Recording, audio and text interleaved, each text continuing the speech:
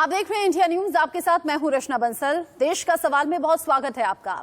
JNU में एक बार फिर से विवादित नारों की गूंज सुनाई दी है। 6 दिसंबर की रात को जेएनयू कैंपस में एक प्रोटेस्ट मार्च निकाला गया, जिसमें बाबरी विध्वंस को लेकर विरोध किया गया।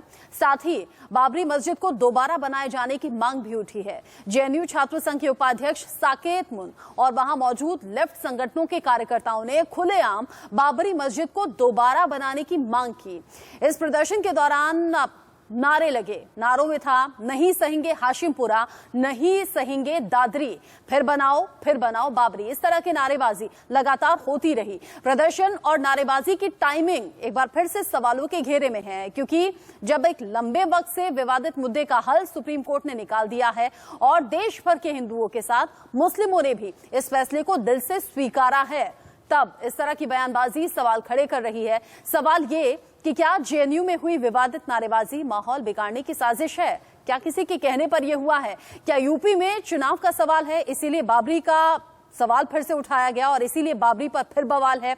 और जब सुप्रीम कोर्ट ने फैसला कर दिया है, सुना दिया है, तब इस तरह की बयानबाजी के पीछे आखिर मंशा किस तरह की है? इन्हीं सवालों पर हम बात करेंगे। अपने मेहमानों के साथ हम जुड़े, लेकिन उससे पहले वो नारेबाजी आपको सुननी चाहिए, देखनी चाहिए, जो कि जेएनयू में हुई।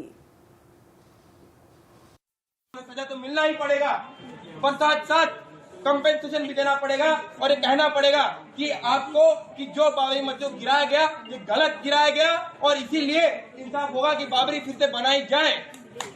इस इंसाफ के लिए लड़ाई है। साथियों, जब हम बात करते हैं डॉक्टर बाबा साहेब अम्बेडकर की और आज उनका महापरिनिर्वाण दिवस है और इसी बात पे उनके कुछ बातों को याद करते हुए मैं अपने बात को आगे बढ़ाना चाहता हूँ। जेएनयू में विवादित नारों की एक दूसरी तस्वीर भी हम आपको दिखाएंगे, जहां पर जेएनयू के छात्र आरएसएस और बीजेपी को कैसे निशाने पर ले रहे हैं, क्या इनके जरिए कहा जा रहा है, एक बार सुनिए आप।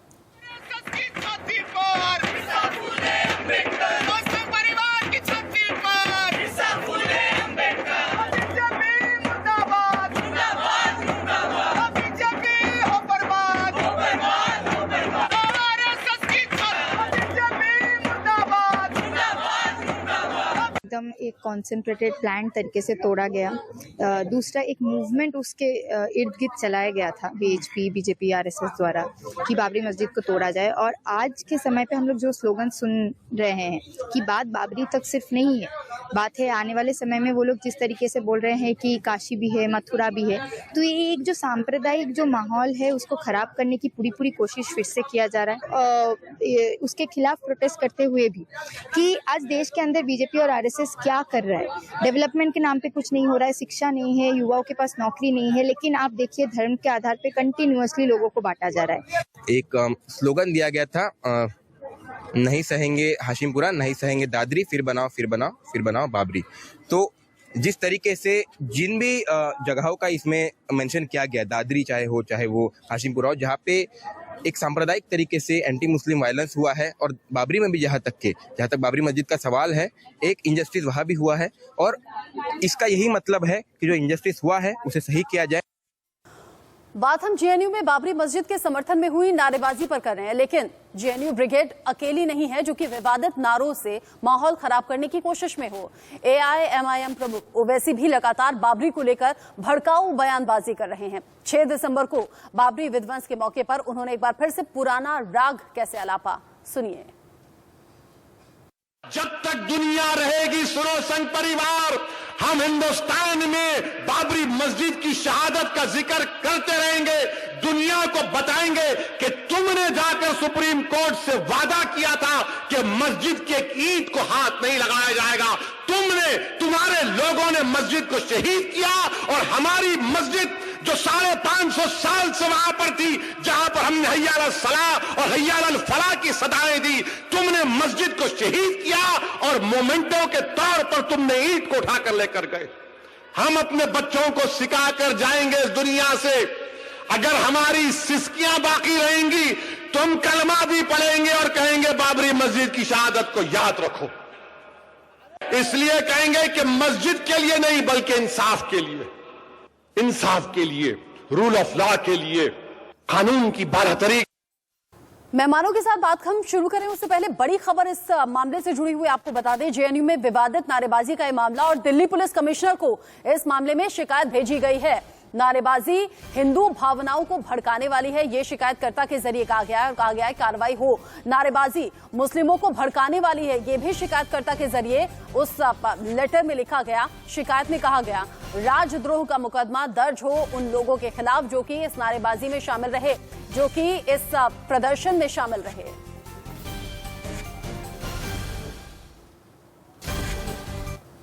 कुछ ताकतें हैं जो संविधान से ऊपर मानती, कुछ ताकतें अपने आप को न्यायालय से ऊपर मानती। जब न्यायालय से फैसला हो गया और देश के 130 करोड़ लोगों ने इस फैसले को स्वीकार किया और एक सौहार्द का माहौल बन गया पूरे देश के अंदर, तब इस तरह के नारे लगाकर जेएनयू में इस तरह की आवाज उठाकर देश के माहौल को खराब करना चाहते हैं कुछ दल और उसके जो छात्र संगठन है, इन पर पूरी देश की नजर है। उनके नारों से कोई फर्क पड़ने वाला नहीं है। विवादों का केंद्र बना हुआ है, सांप्रदायिक सौहार्द को बिगाड़ने का अड्डा बन चुका है जेएनयू। जिस प्रकार से कल मार्च निकाला गया बाबरी मस्जिद को दोबारा बनाने को लेकर, यह सांप्रदायिक सौहार्द बिगाड़ने की कोशिश नहीं है तो क्या है? जिस प्रकार से वहां नारे लगे कि नहीं सहेंगे हाशिमपुरा, नहीं करेंगे दादरी, फिर भी बनाओ बाबरी, ये इस टाइप का जो नारे हैं सांप्रदायिक सौहार्द को खराब करते हैं। और ये कोई पहली बार नहीं हो रहा जेएनयू के अंदर। याद करिए टुकड़े टुकड़े गैंग वहीं से निकला था। जेएनयू एक बार फिर से विवादों में है, एक बार फिर से सवाल खड़े हो रहे हैं नारेबाजी को लेकर और इन मांगों को लेकर। हमारे साथ गेस्ट जुड़ गए हैं। निगहत अब्बास हमारे साथ हैं, बीजेपी की प्रवक्ता एसके दत्ता हमारे साथ हैं, पूर्व जेएनयू छात्र सनी धीमान हमारे साथ जुड़े हुए हैं, एनएसयूआई नेता जेएनयू से, और फारूक आलम भी हमारे साथ थोड़ी देर में जुड़ जाएंगे, छात्र नेता हैं जेएनयू से। आप सभी का बहुत स्वागत। सबसे पहले सनी धीमान, सवाल मेरा आप ही से, ये क्या हो रहा है जेएनयू में? जेएनयू एक बार फिर से विवादों में है। हाँ, मैं कहूंगी विवादों से पुराना नाता है। मोहतरमा, पहले तो नमस्कार आपको, और आगे आपको बता दें कि ये जो सिर्फ कुछ मुद्दों जेएनयू से उठने वाली कुछ आवाजों को ही आप टीवी पर लाते हैं।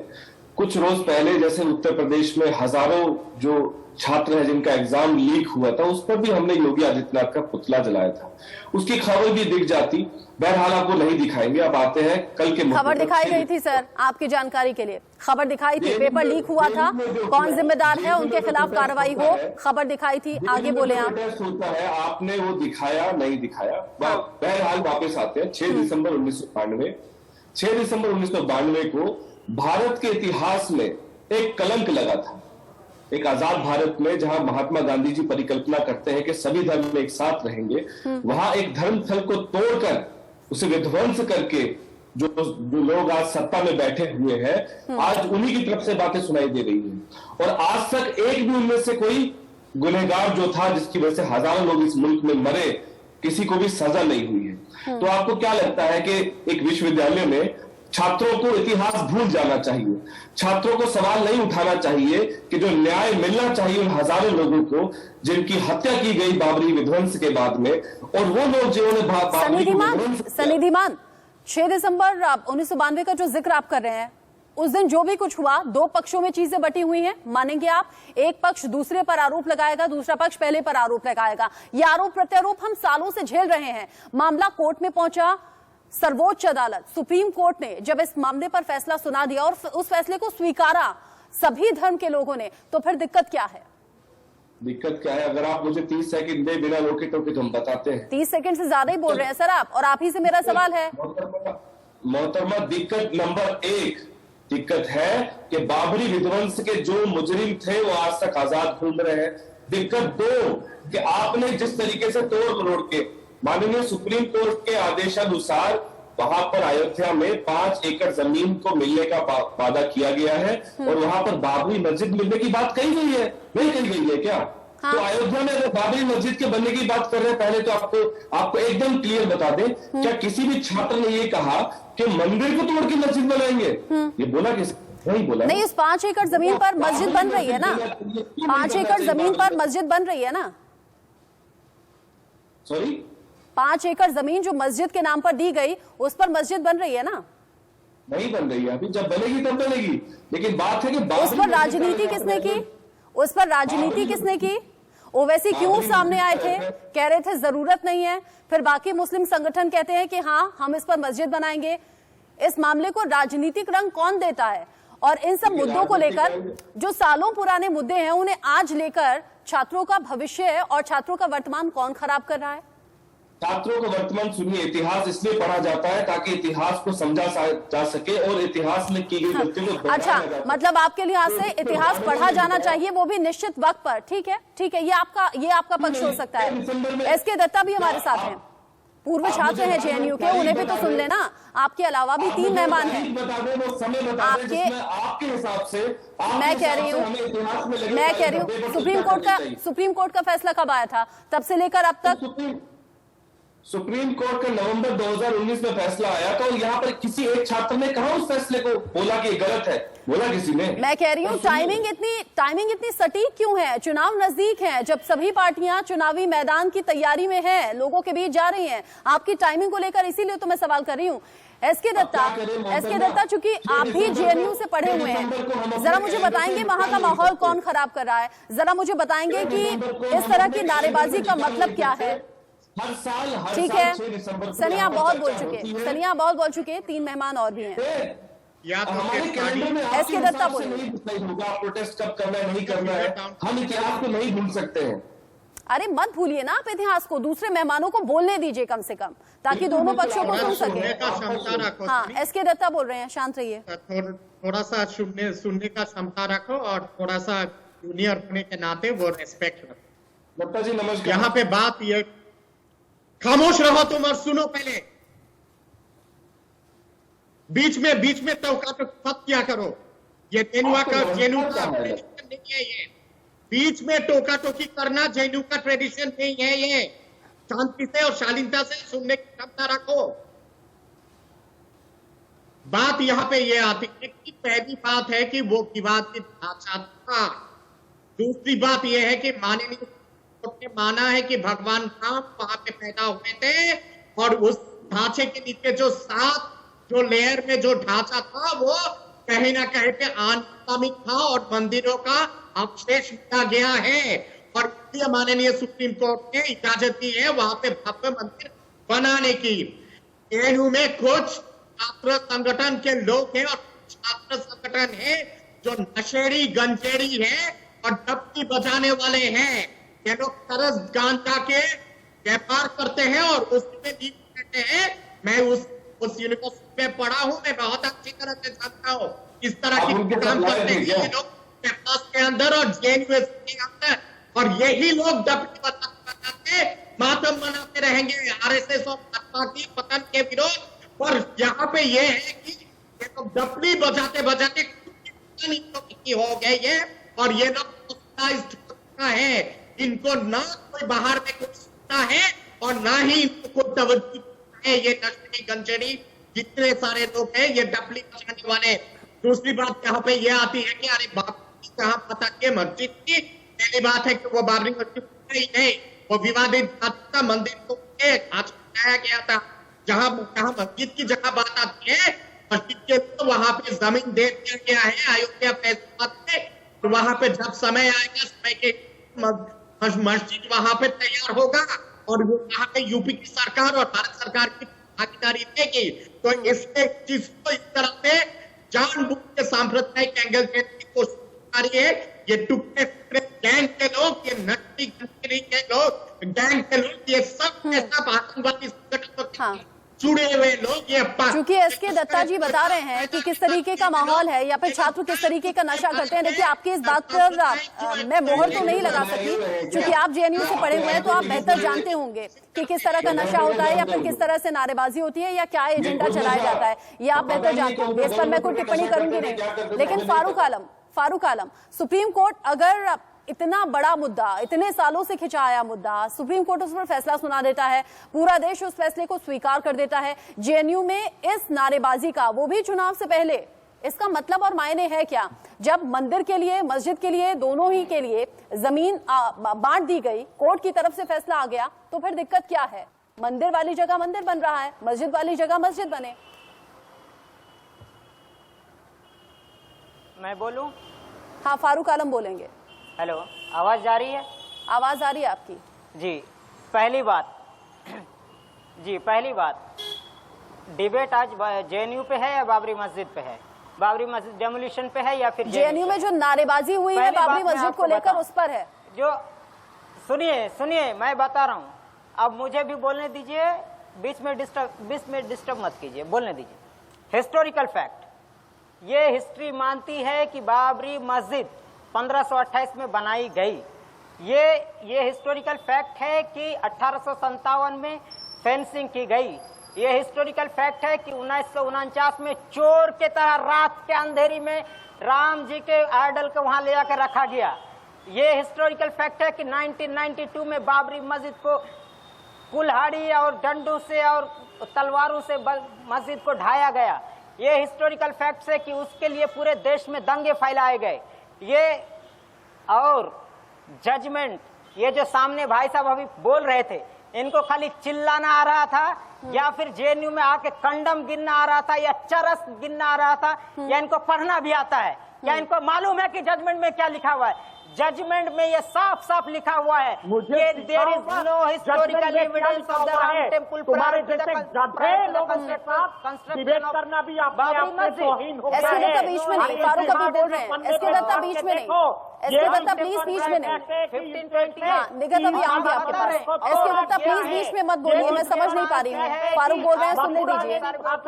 ढांचा बनाया गया था मंदिर तोड़ के, एएसआई का कोई ऐसा एविडेंस नहीं है, कोई फैक्ट नहीं है जिसमें बताया जाए कि राम टेम्पल वहाँ थे। एसके दत्ता शांत हो जाइए, डिबेट का एक डेकोरम होता है, मेंटेन कीजिए प्लीज। एसके दत्ता बीच में नहीं। अगर थोड़ा भी पढ़ना आता है, थोड़ा भी अगर पढ़ना आता है, जाहिल अगर नहीं है तो जाके उसको पढ़िए और देखिए उसमें क्या लिखा है। उसमें लिखा है, कोर्ट ये कहती है कि फारूक एक बात का जवाब देंगे आप? फारूक एक बात का जवाब देंगे आप? और सुनिए, मैं आ रहा हूँ बात पे, आपकी बात इतना वक्त नहीं है ना कि आप लगातार बोलते रहे। मेरी एक बात का जवाब दे दें आप। आपने डेट वाइज बताया कि कब क्या हुआ, कैसे हुआ। सुनिए मेरी बात फारूक, आपने बताया डेट वाइज क्या हुआ, कैसे हुआ, कब हुआ, बड़ी अच्छी जानकारी आपकी है। लेकिन इस मामले पर कोर्ट अपना फैसला सुना चुका है। इस बात पर अगर आज जेएनयू के छात्र भड़कते हैं या लोगों की भावनाओं के साथ खिलवाड़ करने की कोशिश करते हैं या फिर धर्म विशेष को भड़काते हैं, तो ये कहां तक ठीक है? ये कहां तक ठीक है? वो जमाना था ना, वो जमाना था ना जब दो पक्ष आपस में भिड़े, जब जिसका नतीजा 6 दिसंबर 1992 की घटना है, वो देखा ना हमने। तो फिर आज वो माहौल पैदा क्यों किया जा रहा है? आज इस तरह का माहौल क्यों बनाया जा रहा है? यही हम सवाल करेंगे। निगत से भी सवाल होगा। खास मेहमान हमारे साथ जुड़े हुए हैं। वक्त छोटे से ब्रेक का हो गया है, लौट रहे हैं फौरन।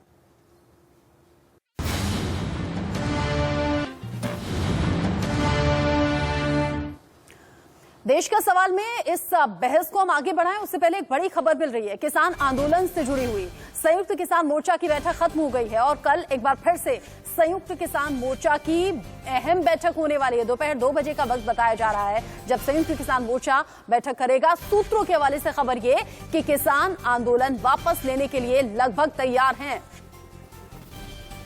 आगे की कार्रवाई तय होगी। क्या क्या वो स्पष्टीकरण, लोगों ने किन बातों पे जिज्ञासा जताई कि इन पे स्पष्टीकरण चाहिए, ये क्लियर नहीं है या इसमें ये कमी है, जो बिंदु नोट कराए वो हमने नोट कर लिए थे। अशोक धावले जी उसको बताएंगे विस्तार से। उससे पहले हमारे जो सीनियर नेता जो ऑब्जर्व कर रहे थे सारी कार्रवाई को सुबह से, चाहे वो 5 सदस्यीय कमेटी की हो या संयुक्त किसान मोर्चे की हो, उन्होंने जो ऑब्जर्व किया वो अपना निष्कर्ष आपको बताएंगे। तो मैं राज्यपाल जी से निवेदन करूंगा कि वो रखें। ऐसे है, सरकार ने एक प्रस्ताव भेजा, हमने आपस में 5 मेंबर्स कमेटी में उसे डिस्कस किया। उसके बाद हमने एसकेएम में उस प्रस्ताव को सभी साथियों के सामने रखा। उसमें एक बात ये कही गई थी कि सरकार एमएसपी के मामले में कमेटी बनाएगी जिसमें बाकी ऑर्गेनाइजेशंस सरकारी अधिकारी, स्टेट्स के नुमाइंदे और एसकेएम के नुमाइंदे शामिल। दरअसल किसानों की मांगों पर, ज्यादातर मांगों पर सरकार की तरफ से सहमति बन गई है और इसीलिए कयास ये लगाए जा रहे हैं कि कल हो सकता है आखिरी फैसला किसान आंदोलन को लेकर संयुक्त किसान मोर्चा करे। बहरहाल आगे बढ़ते हुए जेएनयू में हुई नारेबाजी को लेकर चर्चा हम कर रहे हैं। निगहत अब्बास, ये कौन लोग हैं जो देश का माहौल खराब करने की कोशिश कर रहे हैं? ये कौन लोग हैं जो चुनाव से ठीक पहले बीजेपी को बदनाम कर रहे हैं? बीजेपी के खिलाफ नारेबाजी हो रही है। जी की बात से शुरू करना चाहूंगी। इन्होंने बहुत सारे तमाम हिस्टोरिकल फैक्ट्स इन्होंने गिनवाए, पर बड़े दुख की बात है कि सबसे पहला और सबसे अहम हिस्टोरिकल फैक्ट जो रहा, जो इनको हिस्ट्री में पता होना चाहिए, क्योंकि बहुत ही सूझबूझ और समझदारी के साथ इन्होंने एक एक फैक्ट बाकायदा डेट्स के हिसाब से बताया, तो इन्हें ये भी बताना चाहिए था कि किस प्रकार बाबर नाम की घुसपैठी ने हिंदुस्तान में घुसकर जबरन भगवान श्री राम के मंदिर को तोड़कर वहां अपने नाम से, बाबर अपने नाम से वहां पर मस्जिद बनाने की गुस्ताखी करी, जिस चीज की इन लोगों को मुखालिफत करनी चाहिए और एक पैगाम पूरे हिंदुस्तान की जनता को देना चाहिए। आज वही बाबर को हिंदुस्तान में हिंदुस्तानियों को पीछे छोड़कर फारूक आलम जी बाबर की यहाँ पे नुमाइंदगी कर रहे हैं, पहली बात। दूसरी बात, कभी भारत तेरे टुकड़े होंगे, कभी स्वामी विवेकानंद जी के स्टैचू को वैंडलाइज कर देने का काम, कभी शाहीन बाग के लोगों को समर्थन देकर वहां पर जिन्ना वाली आजादी के नारे, और आज हिंदुस्तान को फिर से बांटने की कोशिश की जा रही है। पर हमें याद रखना चाहिए कि ये लोग हिंदुस्तान, हमने किसान आंदोलन को भी समर्थन दिया है ना, फारूक आलम जी, हमने किसान आंदोलन को भी समर्थन दिया था। उस आंदोलन को निगहत बोल रही है, पहले उन्हें सुनने नहीं, जब आपका टर्न आएगा बोलिएगा। फारूक शांत, आतंकवादी कह दिया, जिसको आपने आंदोलन जीवी कह दिया, हमने उसको भी समर्थन दिया था। आप केवल शाहीन बाग की बात करते हैं, आप खाली जेएनयू की बात करते हैं। और सुनिए, बाबर के हाथ में पूरा हिंदुस्तान था, अगर उसको मस्जिद बनाना होता तो वो किसी राम के मंदिर बनाकर मस्जिद नहीं बनाते। और हाँ, सुन लीजिए, एक यूनिवर्सिटी का काम है कि समाज को आईना दिखाना, जिस तरह का चेहरा होगा आईना उसी तरह का दिखाएगा। एक यूनिवर्सिटी का ये काम है कि वो सरकार को, सिस्टम को आईना दिखाए कि उसकी कौन सी पॉलिसी सही है, उसकी कौन सी पॉलिसी गलत है, वो देश को चलाने के लिए क्या कर रहे हैं, क्या गलत कर रहे हैं। और वो जेएनयू बाखूबी ये कर रही है हमेशा से। आपको शर्म नहीं आती? ये वही जेएनयू है जिन्होंने अभिजीत पटनायक जैसे लोग दिए, ये वही यूनिवर्सिटी है जिन्होंने प्रभात पटनायक जैसे इकोनॉमिस्ट दिए। फारूक, सवाल जेएनयू पर नहीं है।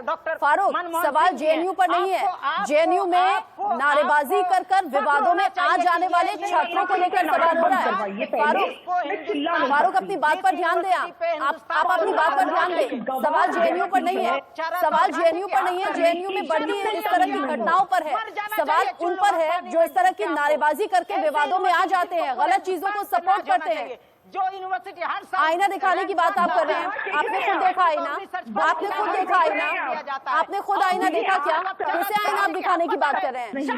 और जो बीजेपी के खिलाफ नारेबाजी हो रही है, बीजेपी क्या कहती है? बीजेपी कहती है सबका साथ सबका विकास। आईना आप खुद देख लें, लोगों को भड़काने का काम कौन कर रहा है? लाइफ साइंस की एक स्टूडेंट ने, एक्स स्टूडेंट, मुझे लगता है एसके दत्ता, आप तो जेएनयू से पढ़े हुए हैं, आप तो जेएनयू से पढ़े हुए हैं। ये कुछ मुट्ठी भर लोग जेएनयू का माहौल कैसे खराब कर सकते हैं? ये कुछ मुट्ठी भर लोग कैसे लोगों की भावनाओं के साथ खेल सकते हैं? और पढ़ के फिर आगे बहस करो, बाबरनामा पढ़ो।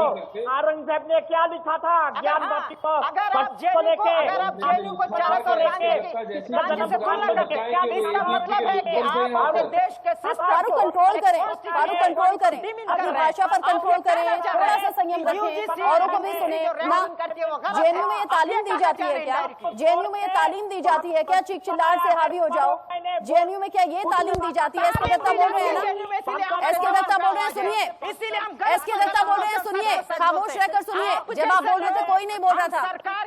फारूक शांत रहे, फारूक की आवाज नीचे कर दी। एसके दत्ता जवाब दीजिए, एसके दत्ता जवाब दीजिए। मुट्ठी भर लोग कैसे जेएनयू पर सवाल खड़े कर देंगे? करो, तुम्हारा इस देश में कोई जगह नहीं है।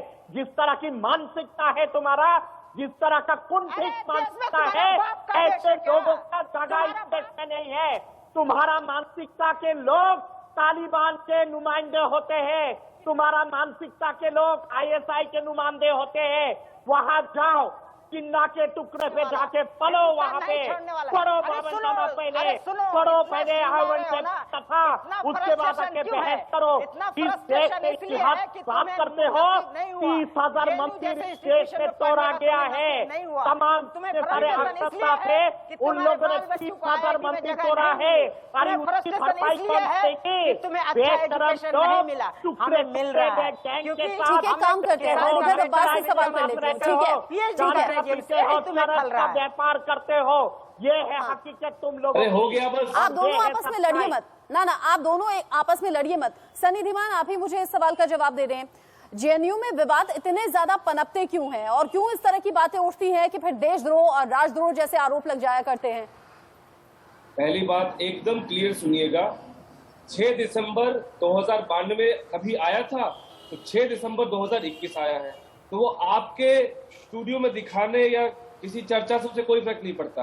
एक घटना हुई थी, उसके गुनहगार आज भी आजाद घूम रहे हैं। माननीय सुप्रीम कोर्ट ने कहा था कि ये विध्वंस हुआ है, उसके ये फैसला आप या मैं करेंगे क्या? सनी धीमान, ये फैसला आप या मैं करेंगे क्या? कोर्ट किस लिए है देश में, कानून किस लिए है देश में? मैं जज हूँ या फिर आप जज हैं? 6 दिसंबर को मर्यादा पुरुषोत्तम श्री राम को दूसरा वनवास मिला, जब एक धर्म स्थल को तोड़ के विध्वंस करके मर्यादा पुरुषोत्तम राम के लिए जगह क्रिएट की गई। वो मर्यादा पुरुषोत्तम राम की कल्पना नहीं है जो आप कहना चाहती हैं, और वो गुनहगार लोग आज संसद में बैठे हुए थे। सुनिए, मैंने तो भगवान राम का जिक्र तक नहीं किया, मैंने भगवान राम का जिक्र तक नहीं किया। अपने शब्द आप मेरे मुंह में तो डाल नहीं सकते। मैं ये बोल रही हूँ, आप किसी भी तरह के आरोप लगा लें, आप किसी भी तरह के हिस्ट्री का हवाला दे लें, मैं ये कह रही हूँ कानून आपके हाथ में या मेरे हाथ में है? आप जज हैं, मैं जज हूँ। कानून पर भरोसा है आपको? कोर्ट पर भरोसा करते हैं?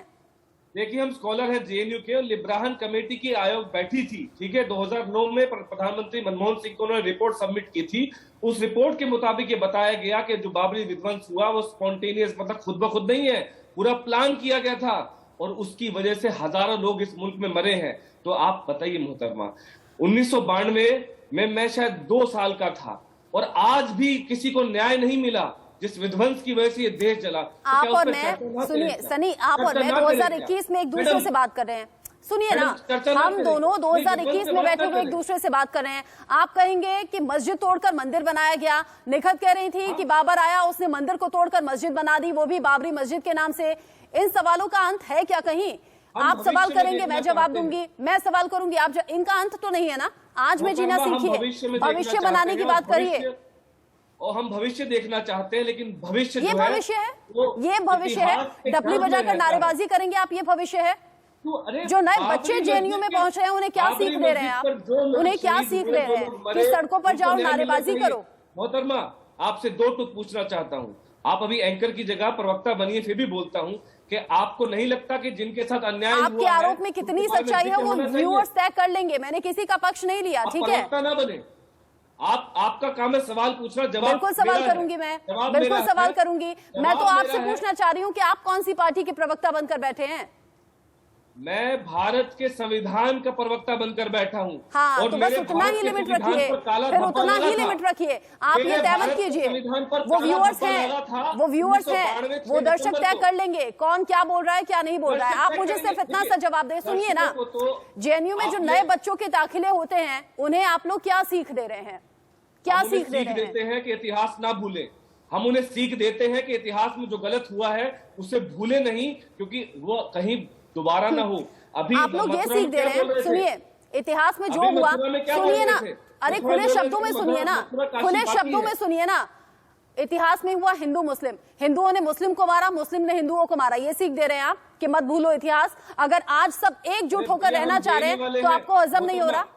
आपके सवाल के जो तीर है वो गलत जगह रहे। हम जेएनयू वाले हैं, हम टुकड़े नहीं करना चाहते। हम इस देश क्यों लोगों को भड़का रहे हैं? एक कोर्ट ने एक फैसला सुना दिया, पूरे हिंदुस्तान ने उसे स्वीकार कर लिया। अरे पहली बात, आप सुनती कम है, उसमें कहीं पर आप बोलते ज्यादा हैं। टिप्पणी नहीं की गई है, उसमें कोर्ट के फैसले पर कहीं टिप्पणी नहीं की गई। बोला गया है जो बाबरी के समय में अगर कोर्ट ने कहा, उन्हें न्याय कैसे मिलेगा? अगर कोर्ट ने कहा ये फैसला है, इतनी जगह में मंदिर बनेगा, इतनी जगह में मस्जिद बनेगी, दिक्कत कहाँ है? इस नारेबाजी का स्पेस कहाँ है, क्यों है? दोबारा उसको सुनाओ जनता को, ये बताओ कि क्या किसी ने बोला कि मंदिर तोड़ के मस्जिद बनेगा? ना, बाबरी मस्जिद बनाओ, नहीं है। बाबरी मस्जिद, RSS के लोग अरे नहीं है। मस्जिद के नाम की जगह मिली है, माननीय सुप्रीम मस्जिद कोर्ट ने बने जो वहां बोला पर है, किसी ने अयोध्या में रोका? मंदिर बनना चाहिए। माननीय सुप्रीम कोर्ट ने बोला है कि 2.5 एकड़ में बनेगा मंदिर, 5 एकड़ में बनेगा मस्जिद, बोला है। तो हम वही कह रहे हैं कि मस्जिद बननी चाहिए, मस्जिद बननी चाहिए। हम सुप्रीम कोर्ट के फैसले के साथ खड़े हैं। आप इसे हिंदू मुस्लिम क्यों कर रही है? मैं वही तो पूछ रही हूँ, कोर्ट ने फैसला सुना दिया, मंदिर का काम चल रहा है, मंदिर की जगह पर चल रहा है, मस्जिद की जगह मस्जिद का काम चले, कौन रोक रहा है आपको? कौन मस्जिद बनाने से रोक रहा है? उस बात को लेकर अगर आप इतना कूल देंगे, आप कहेंगे हिस्ट्री मत भूलना, आप कहेंगे वो दंगे मत भूलना, वो लड़ाई मत भूलना, ये क्या लोगों के दिमाग में आप भरना चाहते हैं? उन नए बच्चों के दिमाग में क्या भरना चाहते हैं जो अपना भविष्य का सपना लेकर जेएनयू पहुंचे? अभी आरएसएस के लोगों को बोला करो, वो कहते हैं कि 1000 साल पहले बाहर से लोग आए थे। आरएसएस के लोग अगर आपको कोई कथा सुनाएंगे कि बाहर से लोग आए थे, मैं किसी की कथा नहीं मानती ना मैं आपकी कथा मानती, ना मैं उनकी कथा मानती, मैं किसी की कथा नहीं मानती। मैं आज में जीती हूँ नहीं, मैं किसी की कथा मानती ही नहीं, मैं किसी की कथा मानती ही नहीं। हम ये बताते हैं यहाँ के नए स्टूडेंट को, जो भी नए स्टूडेंट यहाँ आप जैसे लोग, आपको पता है हम भी किसी टाइम नए स्टूडेंट थे, हमें भी कुछ सिखाया गया था। एसके दत्ता, मुझे जरा ये बताएंगे कि मुट्ठी भर लोग जेएनयू में जो नए बच्चे दाखिला ले रहे हैं, एक सेकेंड सनी, बहुत देर से आप बोल रहे हैं, एसके दत्ता जी मुझे जरा बताएंगे कि अगर इस तरह के लोग हैं, अगर इस तरह का बवाल उत्पन्न करते हैं, अगर इस तरह से नारेबाजी होती है, अगर इस तरह से लोगों की भावनाओं को या उनके धर्म को लेकर उनकी भावनाओं को भड़काने की कोशिश होती है, क्यों ना ऐसे लोगों की पहचान हो, क्यों ना ऐसे लोगों पर कार्रवाई हो? बिल्कुल, ऐसे लोगों की पहचान भी होनी चाहिए, ऐसे लोगों की कार्रवाई भी होनी चाहिए और सिटीजन का कानून इनके ऊपर लगना चाहिए।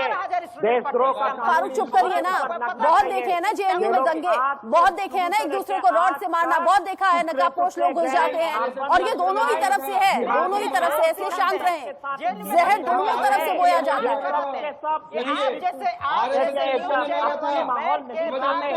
ये चाहते हैं कि तीनों एक साथ बोलेंगे तो कुछ समझ नहीं आएगा, तीनों एक साथ बोलेंगे तो कुछ समझ नहीं आएगा। एसके दत्ता बोलेंगे, सनी फारूक आप बहुत देर से बोल रहे हैं, एसके दत्ता बोलेंगे, एसके दत्ता को बोलने दीजिए। फारूक शांत रहिए, उम्र में बड़े हैं वो, बोलने दें। न्यायालय ने दे दिया है, सबने बहुत ही एक तरह से आपके बहुत ही सम्मान के साथ उस फैसला को स्वीकारा है। उस फैसला को स्वीकार के सब लोग आगे बढ़ने की कोशिश करते हैं, पर ये जो चंद टुकड़े टुकड़े गैंग के लोग, ये चंद आतंकवादी लोग, ये लश्कर-ए-तोयबा के जितने सारे समर्थक है, अलकायदा के जो समर्थक है, इनका राजनीति है, तोड़ फोड़ पे इनका राजनीति है, कम्युनल माहौल को बिगाड़ने में इनका राजनीति है, सांप्रदायिक राजनीति।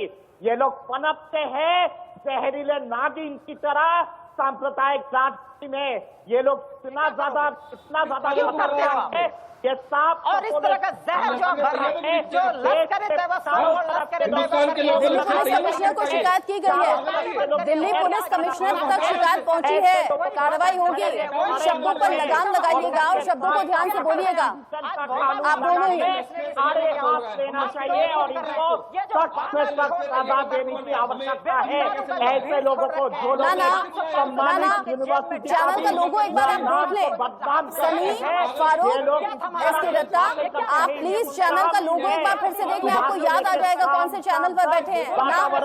ना सब्जी मंडी मत बनाइए, सब्जी मंडी मत बनाइए, एक साथ मत बोलिए। सनी, आपको इतना ही बोलने का शौक है तो मुझे बता दें, दिल्ली पुलिस कमिश्नर तक जब ये शिकायत पहुंची है, कार्रवाई होगी, आप लोग तो फिर ऐतराज कीजिएगा ना, आप लोग कहिएगा हम तो हक की आवाज उठा रहे थे, ये कार्रवाई कैसे हो गई, क्यों हो गई? एक मिनट, अगर गलत किया है तो कार्रवाई होगी, होने तो कोई दिक्कत नहीं, पर गलत हुआ नहीं है ना। हम ये पहली बार है ऐसा, पहली बार है ऐसा, जेएनयू विवादों में आया, पहली बार है ऐसा। कार्रवाई होगी या नहीं होगी वो आने वाला वक्त बताएगा, लेकिन कार्रवाई अब तक हुई है ना।